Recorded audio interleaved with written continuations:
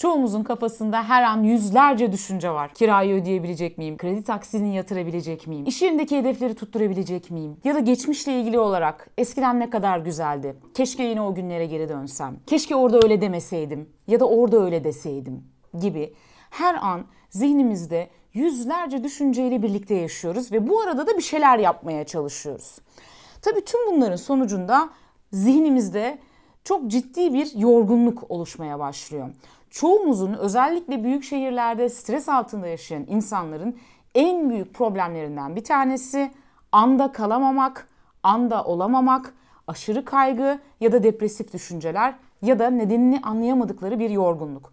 Aslında çoğu zaman bunun sebeplerinden bir tanesi de bu kafamızdaki dolaşan, sürekli dolaşan geçmişe ya da geleceğe ait düşünceler. Öyle ki bu düşünceler belli bir süre sonra bizde yorgunluk, unutkanlık, bazen küçük sakarlıklar, hatta ilerleyen aşamalarda depresif düşünme ve kaygılara yol açıyor. Belki çoğunuz şunu yaşamışsınızdır. Herhangi bir kitabı elimize aldığımızda, okumaya çalıştığımızda aynı yeri defalarca okuduğunuz ya da odaklanamadığınız için kitabı bir kenara bıraktığınız olmuştur.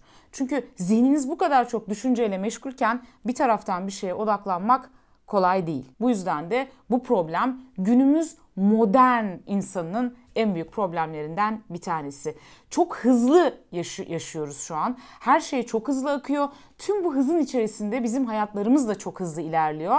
Ancak bu hızlı ilerleyiş maalesef zihnimizi ve bedenimizi yoruyor. Peki bunun çözümü yok mu? Yardımcı olabilecek bir takım teknikler var. Bu tekniklerden bir tanesini bu videoda size açıklayacağım. Şimdi dikkat ederseniz zihnimizin içindeki düşünceler ya geçmişin pişmanlıkları, öfkeleri ya da özlemleriyle ilgili ya da geleceğin kaygıları, planları ile ilgili oluyor. Dolayısıyla anda kalamıyoruz. Anda olamıyoruz. Anda kalmak ne demek? Çok moda değil mi? Bu aralar herkes anda ol diyor, anda kal diyor da bu anda kalmak demek ne demek? O sırada tüm duygularımla, düşüncelerimle, duyumlarımla yaşadığım anın içerisinde olabilmek. O anın farkına varabilmek demek. O an geçmişle ya da gelecekle ilgili herhangi bir şey düşünmemek demek. Bu tabii beynimiz için çok kolay bir şey değil. Çünkü daha önceki videolarımda da söylemiştim. O sizin mutluluğunuz ya da mutsuzluğunuzla ilgilenmez. Onun tek bir derdi vardır. O da sizi hayatta tutmak. Dolayısıyla bunun için gerekli sürekli tehditleri hesaplama ve planları yapmakla meşgul olması beklenen bir şey. Fakat yine de zihnimizi eğitebiliriz. Bir şeyler yapabiliriz. Şimdi anda kalmak ve kalmamakla ilgili bir örnek vermek istiyorum. Örneğin Ayşe kızımız. Ayşe o gün bir yürüyüşe çıkıyor. Zihninizde canlandırın. Ayşe yürüyüşe çıkıyor ve o sırada yürüyüşte tamamen her şeyiyle anda. Yani Ayşe yürürken ayağının yere bastığı sırada altındaki toprağı hissediyor.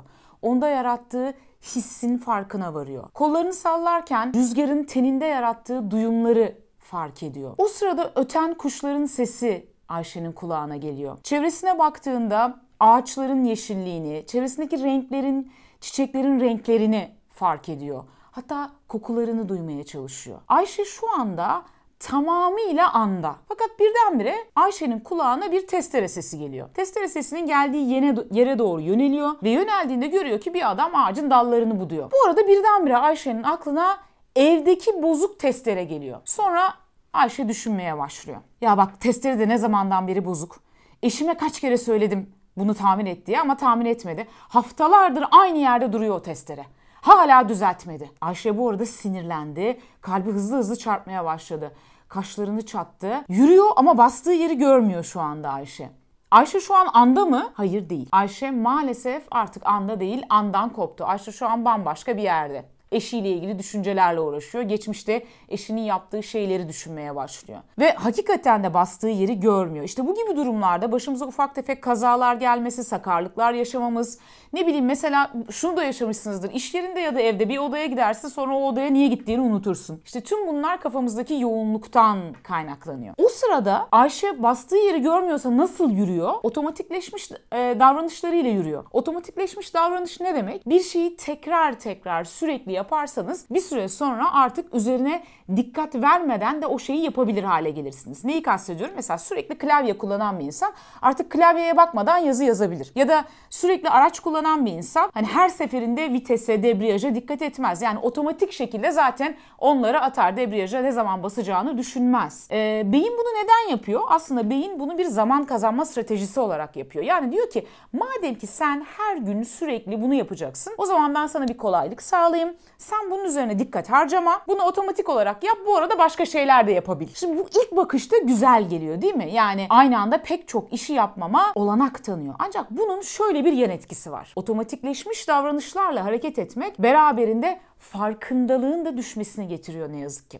Çünkü otomatikleşmiş davranışla hareket ederken bir taraftan da başka şeyler yaptığın için hepsine aynı anda dikkat vermen çok kolay değil. Bu durumda da işte böyle ufak tefek kazalar, sakarlıklar ya da zihinsel yorgunluklar yaşamamız kaçınılmaz oluyor. Farkındalığımız düştüğü için kendimize ve çevremize dair şeyleri göremiyoruz. Yani bakıyoruz ama göremiyoruz. Duyuyoruz ama dinlemiyoruz. Şimdi şöyle bir hayatlarımızı düşünelim. Çoğumuzun hayatı rutinlerle geçiyor. Yani genellikle her sabah aynı saatte kalkıyoruz, aynı şeyleri yapıyoruz, aynı şeyleri yiyoruz, aynı yoldan aynı iş yerine gidiyoruz. İş yerinde ya da evde 3 aşağı 5 yukarı aynı şeyleri yapıyoruz. Sonra tekrar eve gelip yemeğimizi yiyip akşam aynı şeyleri, benzer şeyleri yapıp yatıyoruz. Tüm bu rutinin içerisinde çoğu davranışımız otomatikleşmiş davranışlar. Bir kere öncelikle bir bunun farkına varmak gerekiyor. Tekrar aynı şeyleri yaptığım için adeta hipnoz olmuş gibi bir rutinin içerisindeyim. Sadece alışkanlıklarımla hareket ediyorum. Eğer siz de stresinizi azaltmak, anda kalma becerilerinizi geliştirmek, sürekli dağılan dikkatinizi toparlayabilmek, odaklanma becerilerinizi geliştirmek istiyorsanız mindfulness tekniği işe yarayabilir. Bu tekniği ben de kullandım ve oldukça faydasını gördüm. O yüzden size şiddetle tavsiye ediyorum. Peki mindfulness tekniği nedir? Ne der? Mindfulness tekniği aslında sizin o sürekli dağılan dikkatinizi, düşüncelerinizi nazik bir şekilde tekrar ana çekmenize yardımcı olacak ve bu becerilerinizi geliştirecek bir teknik. Çok eski, çok etkili bir teknik. Mindfulness tekniğinde bize deniyor ki herhangi bir anda, herhangi bir şey yaparken tüm dikkatini, duygularını, duyumlarını adeta dışarıdan bir kişiymiş gibi, dışarıdan bir gözmüş gibi gözlemle, seyret ve bunları sorgulamadan, yargılamadan fark et, ardından da kabul et der. Yani mindfulness tekniğinde ben herhangi bir durumdayken, o an, o sırada vücut duyumlarım, duyu organlarımla gelen veriler, o sırada içinde bulunduğum duygu durumum, düşüncelerim, tüm bunları dışarıdan bir göz gibi gözlemliyorum ve kesinlikle kendimi yargılamıyorum. Yargılamamak derken neyi kastediyorum? Mesela kendi içime döndüğümde, kendi içimi gözlemlediğimde diyelim ki geçmişten bir düşünce geldi aklıma. Ya Allah kahretsin ya bak gördüm yine geçmişe gittim. Bu değil. Çünkü burada yine bir kendini suçlama var. Bir isyan var. Tam tersine şu anda geçmiş düşünceler aklıma geldi. Tamamen objektif bir şekilde kendi içimi gözlemlemek ve kendimi yargılamamak. Olanı olduğu gibi kabul etmek ve fark etmek yatıyor temel felsefede. Bu ne işe yarayacak? Bu çok işe yarayacak. Aslında şöyle bir şey, mindfulness öyle bir şey ki tıpkı bisiklete binmek ya da yüzmek gibi ben size burada ne kadar anlatırsam anlatayım bunu tam anlamıyla veremem size. Bunun en güzel yolu aslında sizin bir mindfulness egzersizi yapmanız ki videonun sonunda zaten ufak bir mindfulness egzersizimiz olacak. Ancak yaptığınızda çünkü faydasını anlayabileceğiniz bir şey mindfulness. Mindfulness sırasında aslında adeta, yani ben kendi öznel deneyimimden bahsediyorum. Adeta o zihindeki diğer düşünceler için durdurma düğmesine basılıyor. Hatta bir kapatma düğmesine basılıyor. Ve bilgisayarda arka planda çalışan bütün programlar kapandığı için senin hafızan rahatlıyor. Ve kendini daha iyi hissetmeye başlıyorsun. Adeta zihnin boşalmış, bir süpürgeyle o zihindeki bütün negatif şeyleri toplamışsın, zihnini temizlemişsin gibi hissediyorsun. Uzun dönemde ise, uzun vadede ise anda kalamadığında, yani düşüncelerin geçmişe ya da geleceğe gittiğinde bunu hemen fark edip tekrar çok daha kolaylıkla geri döndürebiliyorsun. Ve aslında en önemlisi ruhsal ve bedensel sağlığına çok ciddi bir yatırım yapmış oluyorsun. Mindfulness aslında her yerde her zaman uygulanabilecek bir teknik. Yani ne bileyim dişlerinizi fırçalarken bile mindfulness yapabilirsiniz.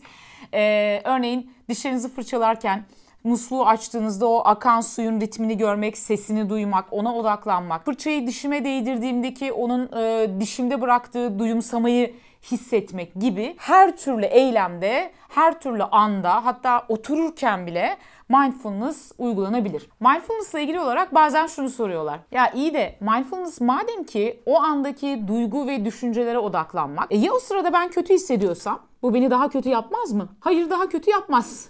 Aslında o duygulardan kaçmak ya da o duyguları bastırmak uzun vadede seni daha kötü yapabilir. O duyguları fark etmek iyileşmenin birinci adımlarından bir tanesidir ve aslında en önemli adımlardan bir tanesidir. Şimdi diyelim ki olumsuz bir duygu durumu içerisindesin. Olumsuz düşünceler zihninden sürekli akıyor. Böyle bir durumda derhal bunu fark et ve bunun adını koy, etiketle. Yani şu anda kaygılıyım, şu anda stresliyim ya da şu anda kafamdan olumsuz düşünceler geçiyor. Ama sadece adını koy. Bakın. Burada bırakın. Yani adını koy ve burada bırak. Bunu yargılama. Yani niye hep böyle oluyor? Neden hep benim başıma bunlar geliyor? Ya da bunun nedenini ya da sonuçlarını kurcalama. Ya bu hep böyle mi olacak? Ben neden hep böyleyim? Neden hep böyle yorgunum? Neden hep böyle mutsuzum? Bunlar hep benim başıma mı gelecek? Benim hayatım ne olacak? Böyle giderse ben ne olacağım? Gibi sürekli böyle girdap şeklindeki o tekrarlayan olumsuz düşüncelerin içerisine dalma. Sadece adını koy ve orada dur. Yani arana bir mesafe koy. Dışarıdan objektif bir gözlemci gibi seyret. Bunu koy, adını koy ve kabul et. Yani mindfulness sadece fark etmek değildir. Aynı zamanda kabul etmektir. Neyi kabul et? Şunu kabul et. Duygular gelip geçicidir. Şu anda kendini çok kötü hissediyor olabilirsin. Şu anda kendini çok kaygılı ya da öfkeli hissediyor olabilirsin. Olabilir. Geçecek. Duyguların her biri geçicidir. Bir kere fizyolojik olarak zaten yapıları gereği duygular geçicidir. Kalıcı bir duygu yoktur. Mutluluk da kalıcı değildir. Mutsuzluk da kalıcı değildir. Sürekli mutlu olamazsın. Sürekli mutsuz da olamazsın. Bunlar yani duygular senin misafirlerindir. Gelirler ve giderler. Gelirler ve giderler. Ve herhangi bir duygu durumunun içine girdiğinde şunu bil. Sen bu duygu durumundan ibaret değilsin. Sen daha fazla bir şeysin. Yani sen o duygular değilsin. Sen daha fazlasısın. Şunu demek istiyorum. Tamamen karamsar olduğunda, tamamen depresif olduğunda ya da kaygılı olduğunda şunu hatırla. Bu durum, yani bu duygular senin evine gelmiş misafirler. Onlar misafir, sense ev sahibisin. Sen onlar değilsin. Sen ev sahibisin. Onları karşıla ve uğurla. Karşıla, uğurla. Gelecekler, gidecekler. Mevlana bunu çok güzel bir şiirinde metaforunu yapmıştır. Çok güzel anlatmıştır. Belki başka bir videoda bu şiirden bahsedebiliriz. Tabii bu insanlar bundan yüzlerce yıl önce bunun farkındalığını yaşamışlar ki bu da çok takdire şayan bir konu. Dediğim gibi duyguların gelip geçici olduğunu ve senin onlardan ibaret olmadığını bilmek zaten beraberinde bir rahatlama getirecek. Sen onlardan daha fazla bir şeysin dedik ya. Yani sen evin sahibisin. Onlar gelecekler ve gidecekler. Nasıl ki misafirine nasıl davranıyorsan, yani nasıl onları karşılayıp hoş geldiniz deyip ondan sonra güle güle diyorsan, duygularına da böyle yap. Hoş geldin, güle güle. Yani gelecek ve gidecek onlar. Bunu bilmek senin bu duyguları kabullenmeni kolaylaştıracak. Hani dedik ya, mindfulness'ı ne kadar anlatırsak anlatalım, yapmadığınız, yaşamadığınız sürece çok da net anlaşılmıyor. O yüzden ufak bir mindfulness egzersizimiz olacak birazdan. Şimdi sizden ricam şu, lütfen kendinize bir sandalye bulun ve o sandalyenin üzerine çok rahat bir şekilde değildi, böyle sırtınızı dayayarak böyle adeta uyuyacakmış gibi çok rahat bir şekilde değil, ucuna doğru oturun. Ayaklarınız yere bassın, ayak tabanlarınız. Ayak üstüne atmayın. İki ayağınız iki yana açık şekilde. Ayaklarınızı yere basın. Dik durun ve sırtınızı geriye doğru yaslamayın. Elleriniz dizlerinizin üzerinde olsun. Egzersizimiz boyunca pozisyonumuz bu olacak ve egzersiz boyunca gözlerinizi kapatın. İyi egzersizler. Arada bu egzersizi yaparken ufak bir hatırlatma yapmak istiyorum. Mindfulness egzersizini ilk yapmaya başladığınızda dikkatiniz dağılabilir. Bu çok normal. Bakın, amacımız dikkatimizi dağıtmamak değil. Ya da amacımız tamamen bir şeye odaklanmak değil ilk aşamada. Dikkatiniz dağılabilir. Ne bileyim, etkinliği yaparken o arada aklınıza başka şeyler gelebilir. Ne bileyim, işte akşam yemekte ne vardı? Ya yarın şunu ne yapacağım? Ya da bu çok saçma, ya ne yapıyorum ben burada oturmuş? Bence bu teknik bir işe yaramaz gibi düşünceler gelebilir. Bu çok normal. Sakın bunun için kendinizi suçlamayın. Sadece bunu fark edin ve şu anda aklım dağıldı deyip tekrar, yani etiketleyip tekrar ana döndürün düşüncenizi. Aslında dikkatinizin dağılması iyi bir şey ilk zamanlar. Neden iyi bir şey? Çünkü bu tekniğin amacı zaten sizin o dağılan dikkatinizi her seferinde tekrar ana döndürmeyi öğretmek. Yani dağılacak, toplayacağız, dağılacak, toplayacağız. Dolayısıyla dikkatiniz her dağıldığında ve siz bunu her fark ettiğinizde aslında tekrar ana dönmüş oluyorsunuz. Yani aslında pratik yapmış oluyorsunuz. O yüzden kendinizi suçlamayın. Çok normal. Dikkat dağılacak, biz toplayacağız. Dağılacak, toplayacağız. Zaten amacımız bu.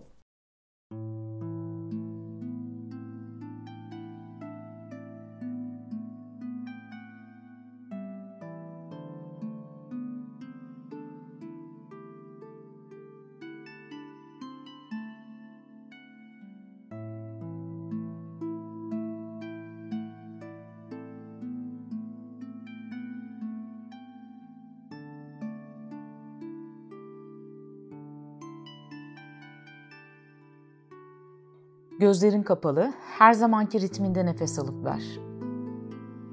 Nefesini alıp verirken bedenindeki duyumlara odaklan. Nefesi aldığında burnundan geçerken bıraktığı his, göğsünün ya da karnının şişip inmesi, nefesini verirken burnundaki his gibi bedenindeki tüm duyumlara odaklan. Kendini zorlama, zihnini temizlemeye çalışma. Olduğu gibi doğal biçimde nefesler alıp ver. Birkaç dakika buna devam et. Bu sırada aklına başka düşünceler geldiğinde, ki bunlar gelecekle ilgili planlar ya da geçmişteki anılar olabilir. Ya da ne yapıyorum ben burada, bu ne saçma bir şey, bence bir işe yaramaz bile olabilir. Bunları fark et ve nazikçe dikkatini tekrar nefesine ver. Unutma, dikkatinin anda olmadığını fark ettiğin an yine andasın. Rahat ve yavaş nefesler alıp vermeye devam et. Aklın herhangi bir düşünce, duyum ya da ses ile dağıldığında hemen bunu fark et ve nazikçe egzersize, yani ana dön. Şimdi dikkatini ayak tabanına ver. Ayağının yere yaptığı basıncı hisset. Tüm duyumlarını incele. Ayağının ayakkabılarla, çorapla ya da yerle olan temasını hissetmeye çalış. Ne hissediyorsun? Sıcaklık, karıncalanma, soğuk ya da belki hiçbir şey. Olabilir, bu da kabul. O zaman bunu fark et. Yani hiçbir şey hissetmediğini. Şimdi ayak parmaklarına odaklan. Baş parmağın, küçük parmağın ve diğerleri. Her birini fark et. Ve her ne duyum varsa hisset. Çekme, titreme, karıncalanma, sıcak ya da soğuk ya da belki farklı bir şey. Fark et.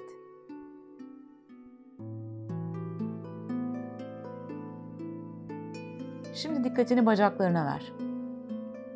Kıyafetlerinle ya da sandalyeyle olan temasında hissettiklerini fark et. Ellerinin bacağınla temas ettiği yere dikkatini ver. Ellerinin bacağında bıraktığı duyuma odaklan. Dikkatin bu arada dağılırsa bunu fark et ve nazikçe tekrar ana dön. Dikkatini kalçana odakla. Sandalyeyle olan temasını ve basıncı hisset. Her nefes verişinde ağırlığını biraz daha sandalyeye ver. Kalçanın sandalyeyle temas noktalarını hisset.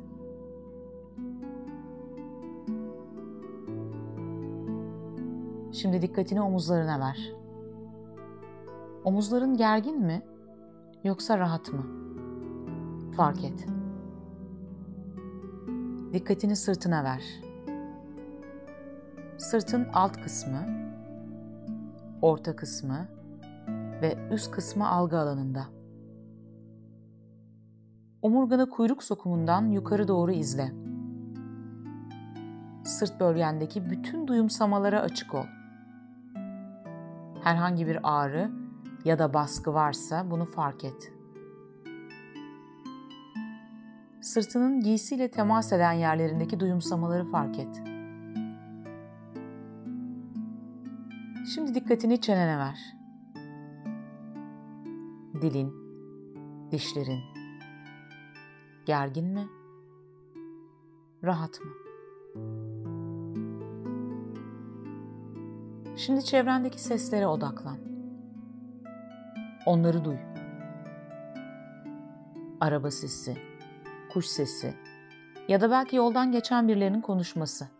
Sesleri fark et.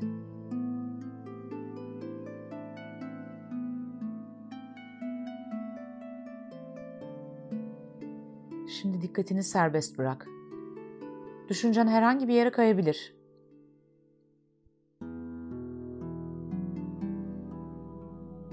Dikkatinin hangi düşünceye kaydığını fark et ve tekrar ana dön.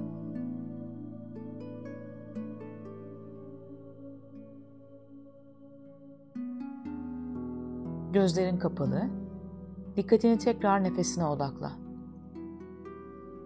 Yavaş ve derinden bir nefes al.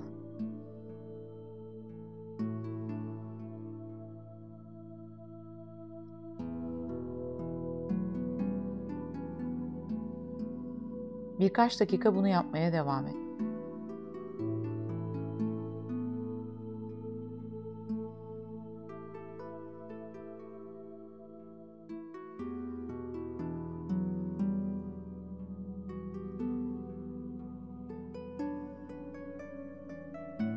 Şimdi yavaş yavaş gözlerini aç. Ne hissediyorsun? Bu uygulamayı her gün yapmak sana iyi gelecek.